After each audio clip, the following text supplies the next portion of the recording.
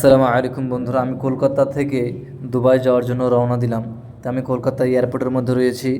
তো আমি first time আমার বিদেশ দুবাই যাওয়ার জন্য আমি রেডি হয়েছি, এবং প্লেনও আমার ফার্স্ট টাইম। আমার হাতে যে প্লেনের টিকিট দিয়েছে, আমার সিট কোথায় সেটাই আমি বুঝতে পারিনি। তারপর আমি জিজ্ঞেস করলাম, আমাকে বললো সিট দেখিয়ে দিল, সিটে গিয়ে বসলাম। কলকাতার থেকে প্রায় 2 ঘন্টা আকাশের মধ্যে রয়েছে, 2 ঘন্টা আকাশের মধ্যে রয়েছে। মুম্বাই নামবে, মুম্বাই থেকে দুবাই ভায়া হবে। তোমরা প্রায় দেখতে পাচ্ছি, প্রায় প্লেন একবারে নিচে নেমে গেছে, দেখুন আপনারা, একবারে অনেক গতিতে চলছে প্লেন। তো আমরা এয়ারপোর্টে ফাইনালি চলে এলাম।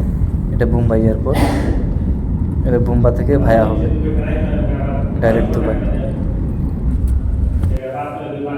তো আমাদের লাগেজটা আমরা নিয়ে নেবো এখান থেকে। মুম্বাই এয়ারপোর্টের মধ্যে রয়েছে, আমার সিটটা পড়েছে প্রায় মিডিলে। তো আমার ভিডিও করার মতো কোনো চান্স নাই, তো ভিডিও করতে পারবো না, এই পর্যন্তই শেষ। ডাইরেক্ট দেখা হবে দুবাই।